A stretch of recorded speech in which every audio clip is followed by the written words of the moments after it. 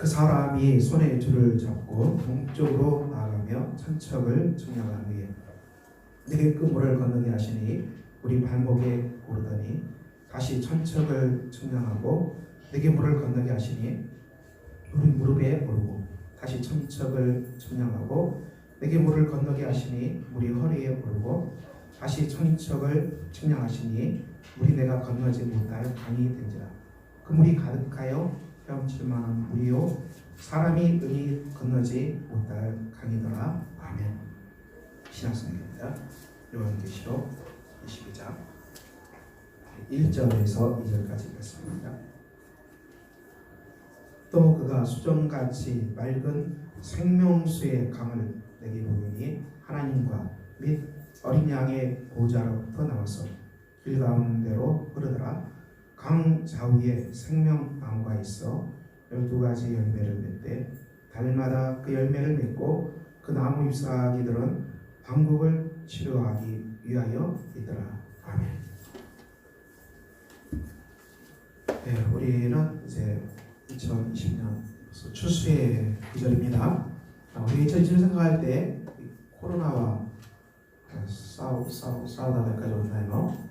다른 거 생각이 잘 안 나요. 전염병, 에피데미아 사태 속에 교회는 여기까지 달려왔고 1단계로 30%까지 올 수 있다고 말씀하시는데 그래도 아직은 예배가 회복되지 않고 있습니다.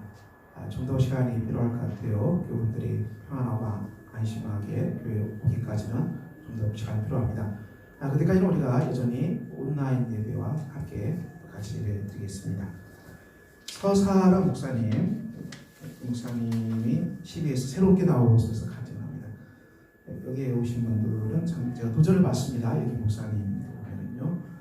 이분은 미국의 한국 최고의 천재 소녀였습니다. 공부를 너무 잘했죠. 서울대, 의대, 그리고 미국 UCLA 박사, 여러 가지 경력이 화려합니다. 이 정도 경력이면 세상에서 정말 남부럽지 않게 마음껏 살 수 있는 분입니다. 최고의 천재입니다. 이분이 미국 생활하기 때문에 어려웠습니다. 가족 중에 예수 믿는 언니가 있었습니다. 자꾸 교회 가라게도 가족 얘기는 안 듣죠. 우리 주님의 수비에도 가족분들 중에 아직 예배 자리 못 나온 분도 있는데요. 가족 얘기는 가족 정도는 참 어렵습니다. 그거 제일 어려운 것 같아요. 친구 정도가 제일 쉽습니다. 이분도 친구가 공부하는데 이렇게 얘기합니다. 한국 음식 먹고 싶지? 우리 교회 가면은 예배를 마치면은 한국 음식을 뷔페로 먹을 수 있다. 이분이 깜짝 놀란 거죠. 미국 땅에서 김치 먹게 되고 한국 음식 먹게 되는데 한국 음식을 뷔페로 먹고 있다니 얼마나 기쁘겠습니까? 그래서 가겠다고 해서 갔어요. 예배를 드린 게 아니죠. 그냥 이제 한 시간만 꼭 참으면은 드디어 한국 음식이 뷔페로 가득 차려져요. 그래서 먹을 수 있으니까 꼭 참고 끝나자마자 이제 오랜만에 먹는 뷔페 한국 먹고 다음 주도 또 나갔습니다. 이번에 목표는 이제 예배 드린 게 아닙니다. 너무 그리운 것이죠. 고향 음식을 그랬기 때문에 이제 그렇게 교생활하는데 8주 만에 목사님의 설교가 드렸습니다. 놀라운 일이 벌어지고 우리가 보통 이제 새신자분들이 교회에서 예배 드릴 때 목회자 설교 잘 안 들립니다. 최소한 2달, 3달은 지나야 목사님이 설교하는 것이 무슨 말인지 알게 되죠. 놀라운 은혜가 있었습니다. 이분이 하나님 만난 것입니다. 하나님 만나고 그분이 이제 놀라운 인생의 반전을 이루고 갑니다. 36살인데요. 그때까지 이분의 인생은 천재의 소년입니다. 서울대 의대를 비롯해서 경력이 화려하죠. 최고로 달려왔던 분입니다. 근데 이분이 하나님 만나고 나니까 자기 인생이 경쟁의 이 수레바퀴 속에서 끝없이 1등하는 삶 외에는 없었다는 얘기죠. 근데 하나님 만나고 나서 인생이 경쟁이 아니구나, 놀라운 하나님의 세계구나, 이걸 깨닫게 됩니다. 그리고 이분이 하나님 앞에서 회심하게 됩니다. 놀랍게 회심하게 되고요. 그리고 이분이 이제 어떻게 됩니까? 삶이 완전히 바꿔집니다. 새 사람이 됐어요. 하나님의 놀라운 변화가 있어서 예전대로 의학생활, 연구생활 이걸 할 수가 없게 된 것입니다. 엄청난 변화가 일어난 것이죠. 그래서 그런 거 다 청산했어요. 하나님의 놀라운 은혜를 다 청산하고 기도원에서 기도하는데 권사님이 금식 기도하는 이분을 붙잡고 그렇게 살지 말고 신학교를 입학하래요. 신학교 입학하는데 졸업할 때까지 3만 불이래요. 그러니까 엄청난 돈이 필요한데 그 돈을 어떻게 할 수 있겠냐고. 입학하시면 하나님 다 해결하실 거라고 믿음으로 이분이 신학교를 입학합니다. 입학하는 과정에서 이제 면접하는 과정에서 엄청난 은혜를 받습니다. 그분이 상담하는 과정에서 알고 당신을 위해서 장학금을 주겠다 학교에서. 근데 이런 한국 학생 이런 케이스에 있는 분을 장학금을 준 적이 없는데 하나님의 전적인 은혜로 졸업할 때까지 80%의 거의 장학금을 다 받습니다. 졸업하고 이분이 이제 뭐랍니까? 개척교회 목사가 됐습니다. 이제 개척을 하십니다. 이 나이에 개척을 하시는데 하나님의 풍성한 은혜가 있어서 무리에서 개척을 잘하고 계시고요. 이분이 또 하나님의 개척 10년 때 하나님 제게 천국과 지옥 한 번만 보여달라고 갑자기 기도했어요. 하나님의 은혜로 천국도 보고 놀라운 천국도 보고 지옥도 보고 왔어요. 지옥은 이제 지옥문에서 이렇게 수없이 지옥 가는 수많은 사람들, 이 목사님이 경험하는 왜 이렇게 지옥 가는 사람이 많냐? 무수히 많은 사람들이 절벽에서 지옥으로 떨어지는 환상을 보시고 이제 지금은 영혼 구원을 위해서 어떻게 하든지 한 명이라도 더 구원받게 하는 이 일에 충성되게 일하다가 주님이 부르시면 하나님 나라를 가겠다 이렇게 사시는 목사님이십니다. 서사람 목사님이신데요. 놀라운 하나님의 은혜가 있습니다. 사랑하는 성도 여러분, 우리도 가을에 하나님 주소가 있습니다. 결실하는 계절 아니겠습니까? 여러분 이 가을에 무엇을 주소하겠습니까? 제가 우리 교우들의 가정과 일터 2020년을 회고할 때 그래서 우리 하나님께서 우리 교우분들의 일터를 정말 잘 모아주셨어요. 감사한 일이죠. 그래서 참 감사한 일입니다. 그래서 이 많은 직장이 흔들리고 일터가 흔들리는데 그래도 우리 주님께서 교우들 가정은 하나님의 특별한 보호로 지금까지 주의 은혜로 잘 지내왔습니다. 자녀들도 하나님이 잘 보호해 주셔서 잘 성장하고요. 하나님께서 우리 주님의 가정과 일터도 하나님의 은혜가 있었습니다. 그래서 우리가 그래도 하나님께 감사하는데요. 그런데 우리 예수 믿는 사람은 여기에 감사로 그치지 아니하고 우리에게도 하나님께 내어놓아야 될 감사가 있지 않겠습니까? 그것은 뭐겠습니까? 여러분 영혼 구원입니다. 자, 우리는 2020년 우리가 다른 사람을 예수 믿게 하고 전도하는데 여러분들 얼마나 기도하고 얼마나 달려갔습니까? 이것도 우리가 물론 제가 여러분들을 책망하려는 건 아닙니다. 책망하는 건 아니고요. 그래도 우리가 영혼을 구하기 위해서 주 앞에서 수고한 걸음이 있어야 되지 않겠습니까? 이 서사라 목사님 이분이 그 천재인데 진짜 세상에서 첨단을 가지는 사람인데 이분을 전도한 친구의 손길이 얼마나 귀합니까? 우리 교회에 한 번만 와주라. 그럼 한국교회 부패로 1시간 동안 방금 먹을 수 있다. 그래서 또 이제 뭐 유혹이라 말하기는 그렇고요. 잘 초청해서 예배 자리에 앉게 해서 이 사람이 예수 믿기에 해서 놀라운 은혜를 받았지 않겠습니까? 가족분들은 그렇게 전도도 안 되는데 이 친구의 전도로 왔다는 얘기죠. 그래서 여러분 올 한 해를 돌이켜보면서 여러분 주위에 전도할 친구가 있습니까? 우리 친구 전도를 좀 합시다. 우리 가족분들은 기도해도 쉽지 않고요. 하지만 친구 전도는 여러분들이 할 수 있을 것 같아요. 주위에 예수 믿지 않는 친구들이 있으니까 이 사람들은 붙잡고 우리가 전도할 수 있을 거라고 생각됩니다. 우리가 추수의 계절인데요. 에스겔 47장의 말씀도 이 추수입니다. 에스겔 47장은 무슨 말씀입니까? 바벨론 포로지에서 어떻게 됩니까? 성전이 세워지고 성전에서 물이 나와서 에스겔 선지자가 이 물을 따라 이동을 합니다. 물을 따라 이동하니까 어떻게 됩니까? 생명의 강이 점점 충만해져 발목, 무릎, 허리, 이 머리까지 넘치도록 생명의 강이 넘쳐나서 이 생명의 강이 어떻게 됩니까?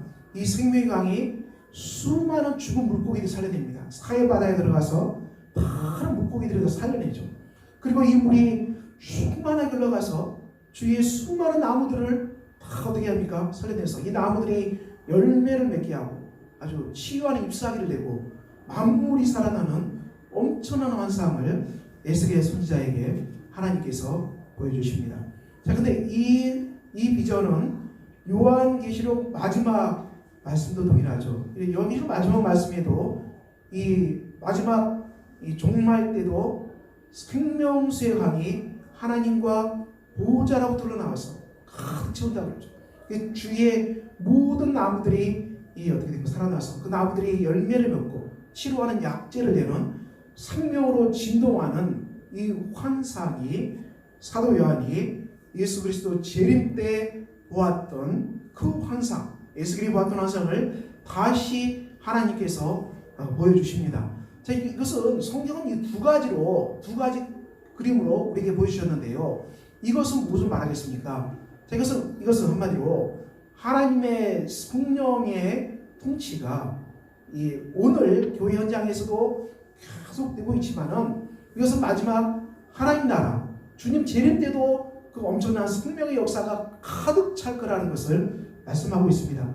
그래서 마지막 재림 때도 충만한 그 그리스도의 생명의 강이 그 강이 오늘 교회 현장에서 똑같이 하나님의 생명의 강이 똑같이 충만하게 넘치고 있다. 자, 이렇게 말하고 있는데요. 자, 이거 두 개가 같이 성경이 말하고 있습니다. 왜 같이 말하고 있겠습니까? 한마디로 우리가 오늘 이곳에서 우리는 삶을 걸어갑니다. 근데 오늘 이곳에 걸어가는데요. 미래로 가는 걸음이 있습니다. 우리가 미래로 가는 걸음을 생각할 때 어떻습니까? 여러분, 미래로 가는 걸음이 나는 미래로 발자국을 내딜 때 불안한 게 하나도 없다. 뭐 이렇게 말하는 분들 계십니까? 참으로 귀한 분들입니다. 나는 미래를 바라보고 미래로 발자국을 내딛고 또 내일을 바라보고 또 우리가 또 연말 또 올말을 바라보고 내 나이가 1년을 더 간다 할지라도 내가 미래로 향하는 발자국을 내딛는다 할지라도 거기에는 아무런 불안이 없다. 자, 이런 분들은 정말 놀라운 분들입니다. 자, 하나님께서는 이것을 우리에게 말씀하고 있는 것이죠. 우리가 물론 미래로 가는 걸음은 불안하죠. 우리가 도무지 뭐 알 수 있는 게 하나도 없습니다. 예측이 안 됩니다.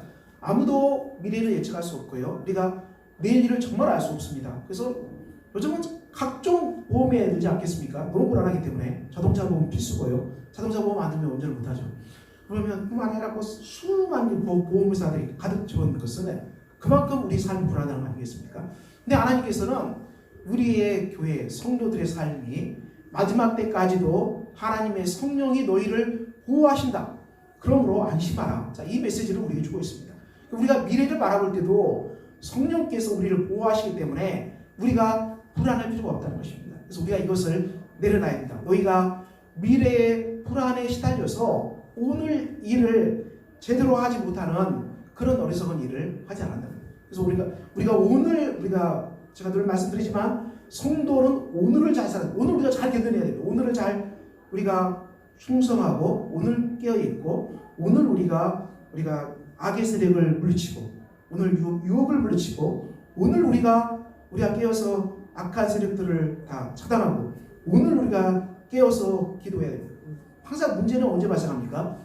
이 알 수 없는 미래가 아니라 오늘 발생하는 것이죠. 근데 사람들이 오늘이 왜 흔들립니까? 오늘이 흔들리는 것은 물론 이 프로이트는 과거 상처 때문에 오늘이 흔들릴 수 있습니다. 예, 프로이트의 얘기죠. 과거 상처 때문에. 그렇기 때문에 치유가 필요하지 않겠습니까? 하나님 앞에서 과거에 충격을 받은 일로 우리가 흔들릴 수 있습니다. 그래서 우리가 그런 것들을 척할 치유해서 우리 영혼에 충만하도록 기도해야 되죠. 그리고 또 한 가지 흔들릴 수 있는 것은 미래적 불안 때문에 흔들릴 수 있습니다. 그렇다면 우리는 하나님께 미래를 온전히 맡겨야 됩니다. 그래서 우리가 서 있는 오늘이라는 곳이 과거의 상처 때문에 흔들리는 일이 없도록 우리가 십자가 은혜를 기억하고 그 앞에 나가서 우리가 기도해야 되고요. 그리고 미래적 불안 때문에 오늘이 흔들리지 않도록 우리는 미래를 하나님께 맡기는 지혜가 필요합니다. 늘 우리가 문제가 생기는 것은 오늘에서 문제가 생기지 알 수 없는 미래 또는 지나가는 과거에서는 문제가 안 일어나죠. 우리가 오늘을 잘 견뎌내야 됩니다. 그래서 하나님께서는 이 비전을 보여주시고 계시록 비전과 똑같은 비전을 보여주는 것은 너희들이 미래에 관한 불안을 하나님으로 내려놓고 오늘을 잘 견뎌내라. 그리고 오늘 우리가 성령을 따라서 순종하는 삶을 살아야 된다. 이 말씀을 하고 있습니다. 자, 우리가 기독교 신앙은 우리가 성도님들도 우리가 하나님 말씀대로 우리가 잘 이해하고요, 잘 따라가야 됩니다. 오늘날은 유튜브에서 너무 많은 것들이 돌아다닙니다. 제가 봐도 정신이 혼란스럽더라고요. 목회자가 봐도 너무 많은 유튜브에서 것들이 돌아다니기 때문에 저도 유튜브에 설교를 비디면서 올리고 있는데요. 굉장히 조심스럽습니다. 왜냐하면 굉장히 조심스러운 것입니다. 기독교 신학과 신앙과 신구약성의 역사와 굉장히 큰 역사를 가지고 있습니다. 이것은 굉장한 광활한 역사입니다. 이것은 한 개인이 풀기에는 버거운 것입니다. 진짜 버거운 것이에요, 여러분. 그래서 한 개인이 어떤 이것을 기독교 신학과 신앙을 내가 다 한다고 푼다는 것은 거의 제가 좀 무리하게 얘기할지 모르겠지만은 거짓에 가깝다고 해도 틀린 말이 아닐 것입니다. 우리가 믿음 생활하고 신앙 생활하고 또 하나님 믿는 생활을 하는데요. 이것은 어마어마한 전통과 역사와 믿음의 증인들의 광활한 속에 진행된 것입니다. 저도 두려운 것입니다. 제가 신학교에서도 물론 제가 제자랑을 하는 게 아닙니다. 그래서 저도 일반 학문을 법학을 6년 했습니다. 일반 학문이 얼마나 치열합니까? 인문학 6년. 거기서 논리학이죠. 어마어마한 전쟁이죠. 그리고 신학교에서도 10년 박사과정까지 거의 신학교 강의를 10년을 들었습니다. 얼마나 많이 들은 거예요. 여러분들이 제자는 절대 아닙니다. 제자 과정이 아닙니다. 제가 거기서 경험한 것은 인류가 우리에게 준 인문학의 광활한 물결과 그리고 신학이 주는 그 광활한 물결은 엄청나다는 것입니다. 그러니까 한 사람이 예수 믿고 믿음 생활을 한다는 것은 이건 어마어마한 사건입니다. 그래서 제가 신학교에 10년 동안 많은 분들을 만났는데요. 우리 신학교 수업 있지 않겠습니까? 우리가 일주일에 3시간을 주는데 그분들이 오시는데 외국에서 보통 유명한 대학입니다. 이렇게 알려지고 집행일을 비롯해서 정말 안전한 신학교로 전통 그런 정말 신신한 그런 데로 다 보내서 이 사람들이 거기에서 무려 20년 넘게 그걸 다 해오는 것입니다. 20년 넘게. 거기 대학에 학사를 받아. 그래도 이게 신대원 진학 과정에서는 그분들에게 다 수업을 안 줘요. 3시간. 일주일 3시간 전부입니다. 그거 끝나는 거예요. 그러니까 그 속에서 얼마나 많은 분들을 그 사람들이 메시지를 들었겠습니까? 이건 제가 10년을 들으면서도 이거 진짜 기독교 신학과 신화의 길을 이렇게 딱 좋다 그런 생각을 많이 했습니다. 그러니 얼마나 이 말씀을 드리면 두려운 일입니까? 근데 그 많은 것이 두 가지로 압축이 됩니다. 기독교 신앙을 우리가 압축을 하셨는데 그걸 한마디로 우리가 하나님의 은혜입니다. 여러분 늘 들었던 하나님의 은혜입니다. 기억할 것은 하나님의 은혜가 있습니다. 그리고 무엇입니까? 하나님의 은혜를 받고 그 속에서 순종하는 은혜를 따라서 순종하는 실천하는 삶이 있습니다. 이게 이제 기독교 신구약 성경 66권이 이 큰 주제를 풀어가는 것입니다. 하나님의 은혜가 없이 순종하라 그러면은 율법이 되는 것입니다. 여러분이 하나님의 은혜를 받을 수도 없고 받지도 못하고 어떻게 받는지 모르는데 기독교 윤리를 실천하겠다는 것은 불가능한 일입니다, 여러분. 이것은 죽음이죠, 여러분. 유대인들이 그렇게 많은 율법을 알았고 의식을 알았지만 그들이 율법을 지킬 수 있었냐? 없었습니다. 이스라엘 역사가 증명을 합니다. 인간의 힘으로는 하나님 율법을 한 개도 지킬 수 없다. 그것을 누가 보여줬습니까? 이스라엘 민족이 보여준 것입니다. 여러분 기독교 신앙이 율법을 지키는 거라 생각하면은 여러분들은 유대인이 되겠다는 겁니다. 유대인보다 더한 사람들, 유대인도 못했고요. 기독교 신학 안에서 예수 안에서의 율법은 더 철저합니다. 그렇지 않겠습니까, 여러분? 예수 율법이 얼마나 철저합니까? 내 눈이 범죄하고도 눈을 빼어버리라 했어요. 여러분 이 율법 지킬 수 있겠어요? 내 눈이 가늠하고도 빼라겠어요. 예수 율법 따르면 여러분 눈 중에 성한 눈이 하나도 없어요. 예수 율법 내 손이 범죄하고 손을 잘라버리라고 했어요. 손이 정상적인 하나 없어요. 기독교 율법은 이렇게 엄합니다. 여러분 지킬 수 있다고요? 지킬 수 없습니다. 그러므로 우리 기독교 신앙은 한마디로 하나님의 은혜가 항상 중심이고요. 그리고 은혜에서 끝나지 않습니다. 기억할 것은 하나님의 은혜를 받고 그 은혜 가운데에서 여러분들이 반드시 순종해야 됩니다. 실천은 중요합니다. 여기에서 한계를 빼버리면 황폐화되는 것입니다. 은혜가 빠져버리고 율법을 강요하고 계속 율법대로 끌고 가면은 그 사람의 삶은 엉망진창이 되어버리고요. 하나님의 은혜만 잔뜩 얘기하는데 율법이 없으면은 이것은 어떤 사람입니까? 제가 누구라고 말하지 않겠지만 한국 사회에 아주 운동장에서 만 명씩 모여서 설치는 이단들, 그들의 이단이 뭐겠습니까? 은혜만 받으면은 이제 성화의 삶이 없고 죄를 지을 생활 없고 한 번 구하면 다 끝난다는 이제 영지주의 이단들, 이게 한국 그대로 들어와 있어요. 제가 누구라고 말하지 않겠지만 여러분 이런 것들입니다. 그래서 한번 이거 근데 한국 교회는 양쪽에서 어느 쪽으로 치면은 이게 난감해지는 것이죠. 은혜가 빠진 율법은 황폐화시키고요. 그리고 은혜는 있는데 실천이 없어요. 이것도 난감한 것입니다. 은혜는 없고 실천이 없으면 기독인의 삶은 진짜 우리는 겨우 천국의 턱걸이 하는 신앙, 거의 천국을 갔는데 거의 턱걸이에서 제가 그 사람 구원 받을지 안 받을지 모르겠어요. 구원 받겠죠. 그래도 은혜를 받았기 때문에 턱걸이에서 상급이 하나도 없죠. 이 땅에서 하나님 안에서 믿음 안에서 싸운 믿음의 건축한 성전이 하나도 없는 그런 불쌍한 사람, 겨우 구원받은 예수님 옆에 강도 삶을 나보내 있으리라. 그건 똑같은 모습. 여러분 이렇게 되겠습니까? 기독교 신앙은 두 가지. 여러분 얘기할 것은 나는 하나님의 은혜를 받은 사람인가? 그리고 은혜 속에서 반드시 실천하는 사람인가? 이 두 개를 항상 기억해야 됩니다. 여러분들이 이제 그 유튜브에서 많은 말씀들이 있기 때문에 제가 더 이상 말을 않겠는데 기억할 것은 이 목회자든 누가 되든 하나님 은혜가 선포되는가? 그리고 거기에서 반드시 따라야 될 실천이 말씀이 있는가를 구별하셔야 돼요. 한쪽으로 가는 것은 우리의 신앙을 파괴하는 것입니다. 자, 오늘 보면 성경은 이렇게 쓰게 되는 것이죠. 에스겔 42장 마찬가지입니다. 은혜는 뭐겠습니까? 은혜는 성전이 건축된다는 것입니다. 은혜는 하나님의 성전이 건축된다. 여기에 은혜가 있습니다. 이스라엘 백성들이 바벨론 포로지에서 어떤 일이 일어났습니까? 그 땅이 험한 땅, 포로 땅인데 거기에서 하나님의 은혜가 있었습니다. 이것이 성경의 말씀 아니겠습니까? 이 포로지에서 아침부터 눈 뜨면 전부 상점밖에 없죠. 종살이 할 수밖에 없는데 종살이 할 수 없는데 거기에 무슨 은혜가 있겠습니까? 그렇지만 에스겔 선지자를 통해 주신 말씀은 거기에 은혜가 있었다. 은혜가 뭡니까? 이 백성들이 그 험한 노예의 땅에서 하나님의 성전으로 건축되는 은혜가 있었습니다. 이게 놀랍죠? 그 땅에서 포로지에서 노예로 우리가 고대 노예의 삶은 비참하죠. 짐승보다 못하다 하지 않겠습니까? 그 비참한 삶 속을 이용해서 하나님은 그들을 하나님의 성전으로 건축하는 은혜가 있었다는 것입니다.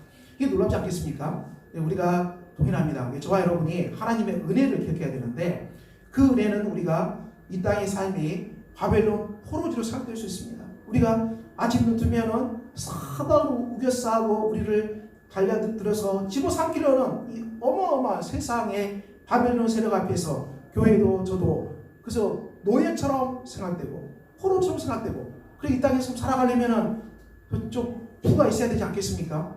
가난한 사람은 어떻게 살아가겠습니까? 가난한 사람은 참 힘든 것이죠. 가난한 사람 진짜 자본주의 사회에서 노예라고 생각되지 않겠습니까? 그래서 사람들이 그렇게 자본주의 사회에 돈을 붙잡으려 하지 않겠습니까? 이런 비참한 이런 속에서도 하나님의 은혜가 반드시 있다. 이 속에서도 하나님의 은혜가 있는데 중요한 것은 뭐겠습니까? 우리가 이 바벨론 포로지 생활을 받아들여야 한다는 거죠. 여러분을 둘러싸고 있는 수많은 고난의 그 삶의 현장들을 우리가 하나님의 은혜로 알고 받아들여야 한다는 거예요. 그래서 우리가 바벨론 포로지에 들어왔다고 생각될지라도 그러면 우리가 이 바벨론 포로지 생활을 탈피하기 위해서 나는 진짜 정말 부자가 돼서 이 포로 생활 청산하겠다. 저도 해봤습니다. 여러분 하나님 은혜가 언제 충만합니까? 부자할 때입니까? 가난할 때입니까? 저도 이렇게 그렇게 많은 나이를 살지 않았지만은 제가 가장 가난할 때가 있었습니다. 신학교 다닐 때 가장 가난했습니다. 그때 얼마나 가난했는지 가끔 얘기하는데요. 신학교 다닐 때 교회 봉사로 가야 되는데 주일날 봉사로 가야 돼요. 근데 버스비가 없어요, 여러분. 차를 타고 가야 되는데 걸어갈 수 없잖아요. 그래서 집사람 불러가지고 버스비가 없다 그러면 집사람이 기다려보라고 집에 있는 돈을 다 동전을 다 털었어요. 그러니까 찾았어요. 그래서 동전을 털어가지고 다녀보시죠. 이거 가지고 갔다 올 수 있겠다고. 그래서 집에 있는 동전 털어가지고 제가 교회 봉사로 갔어요. 그 시절이 있었습니다. 기가 막히죠, 여러분. 그런 시절이 어떤 시절인지 아십니까? 그런 시절이 무슨 은혜가 있겠습니까? 근데 제가 기억해보는데 제가 인생 오래 살지 않았지만 제가 가장 은혜가 충만할 때는 신학교 시절, 그 신대원 3년, 정말 동전이 없어가지고 집에 있는 돈을 뒤져가지고 교회 봉사로 갈 때, 그때가 가장 은혜가 넘쳤어요. 그때 받은 은혜는 정말 놀랐습니다. 이 톨스토이도 그런 얘기를 했습니다. 톨스토이는 최상층 아닙니까? 아주 부의 최상층이죠. 그 충만한 부로 인문학의 그 부 속에서 글을 쓰지 않겠습니까? 톨스토이가 반대된 사람이죠. 근데 이분이 그런 얘기를 합니다. 하나님의 은혜는 가난한 사람들이 알고 있대요. 하나님 은혜가 뭔지는 가난한 사람들이 알고 있고 부자 상류층의 사람들을 내가 보니까 그게 잘 알잖아요. 돌스토이가 전부 곤태에 빠져가지고 상류층다 곤태에 빠져가지고 삶에 지쳐가지고 어떻게 하면 쾌락을 더 누릴까 그것밖에 없더라는 거예요. 그래서 거기는 하나님 은혜가 없더라는 거예요. 돌스토이 얘기입니다. 하나님 은혜가 부자들은 최상의 부자들은 돈을 그렇게 많이 가진 사람들이 하나님 은혜를 알고 있을 것 같은데 전혀 모르고 나도 잘 모르고 자기도 잘 모르고 그래서 사람들이 돌스토이가 다 청산하고 노숙자가 돼서 나중에 기차역에서 쓰러져서 하나님 나라 갔습니다. 하나님 우리가 여러분 하나님 은혜가 여러분들 잘 이해가 안 되죠. 나는 부자가 되면 하나님 은혜가 넘칠 것 같은데 성경은 그렇게 말하지 않습니다. 전혀 그렇게 우리가 하나님의 은혜를 받는 것은 이 바벨론 포로지 같은 가난도 우리에게 은혜가 될 수 있습니다. 우리가 정말 우리를 힘들게 하는 우리를 부담스럽게 하는 이것들이 하나님의 은혜를 주는 도구가 된다는 거예요. 그래서 우리가 무엇을 해야 됩니까? 여러분들의 기도 제목 속에서 하나님 제가 가난만 탈피하면 제가 할렐루야 되겠습니다. 그렇게 기도하시겠습니까? 그런 기도가 거의 잘 이루어지지 않을 거예요. 요즘은 부자들이 다 어렵습니다. 거의 이루어지지 않을 거예요. 옛날 70, 80년 아니기 때문에 기도를 바꿔야 되지 않겠습니까? 하나님께서 이런 걸 주셨어도 하나님 이 속에서 이런 가난함도 나를 하나님의 성전으로 건축하는 도구가 된다면은 나는 이 가난을 받아들이겠습니다. 내가 이 가난 속에서도 하나님의 은혜가 넘친다면은 내가 이 가난을 안고서 살아가는 법을 터득하겠습니다. 이것이 이 시대를 살아가는 저와 여러분의 크리스찬들의 기도 제목이 아니겠습니까? 여러분을 둘러싸고 있는 삶의 환경, 부자가 되어서 하나님 은혜를 많이 받겠다. 그런 제목은 제가 봐도 별 신빙성이 없어 보입니다. 이 시대 부자들이 힘들고요. 그러므로 여러분의 우리의 기도 제목을 바꾸는 것이 더 우리가 하나님 은혜를 받는 길 아니겠습니까? 여러분을 둘러싸고 있는 가난, 하나님 제가 이 가난을 받아들입니다. 이 속에서도 하나님 은혜가 넘침을 제가 기억합니다. 저는 그렇게 살아갑니다. 저도 지금까지 그렇게 살아왔지요. 저 진짜 이 10대 때부터 주머니에 1,000원짜리 있었던 게 거의 없었던 것 같아요. 제가 가난이 뭔지 압니다.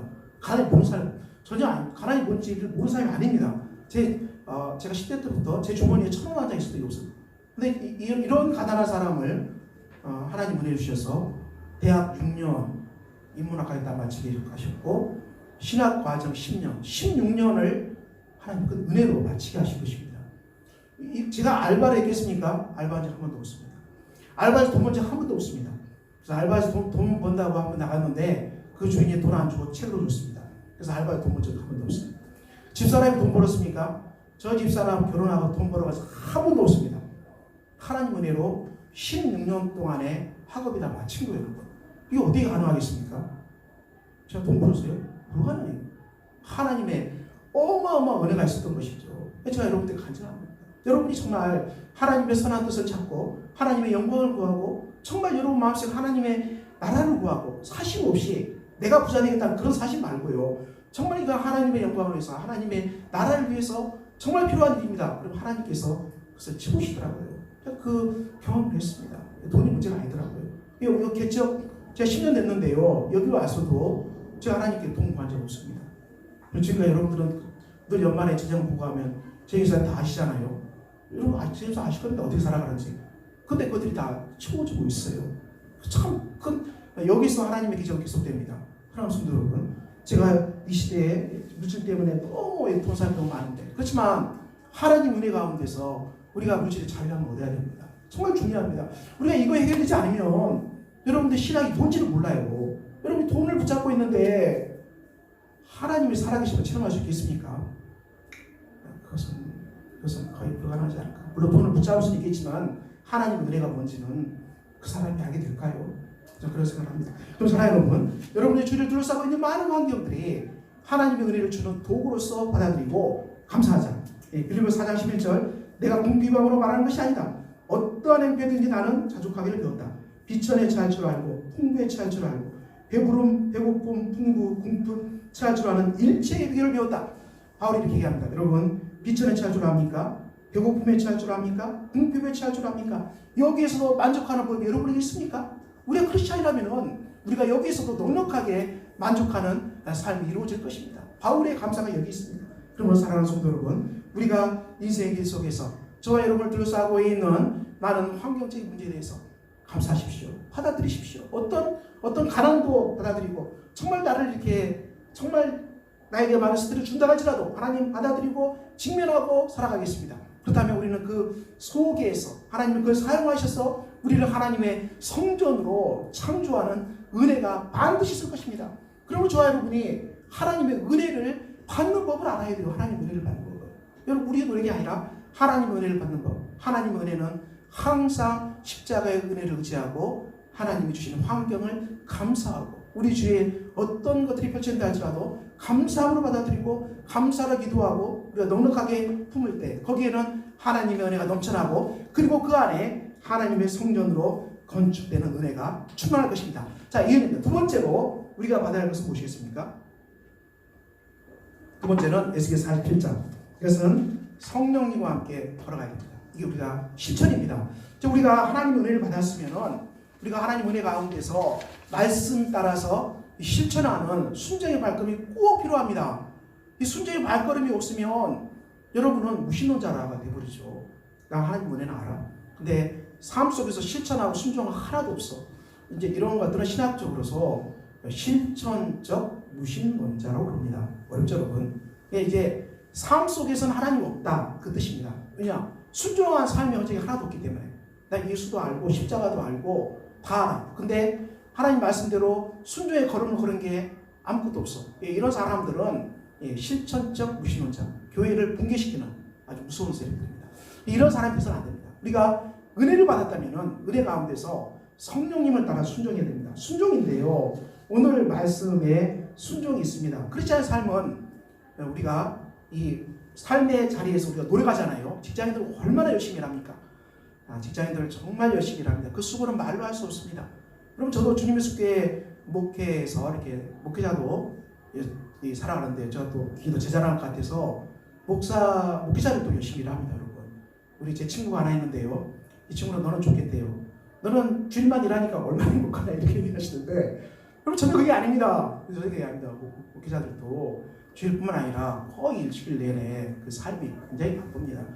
잘 모르시는 거고 저도 하나님 앞에서 정말 땀을 열심히 일합니다. 자, 그런데요. 우리가 일할 때 주의할 것은 그 일 속에는 뭐가 있습니까? 반드시 하나님의 은혜가 있다는 것입니다. 우리가 일을 할 때도 하나님의 은혜를 의지하고 그리고 일하는 속에서 어떻게 해요? 하나님의 은혜의 선물이 우리를 통해서 정말 넘치도록 흘러가도록 우리가 이렇게 노력하는 것을 우리가 배워야 됩니다.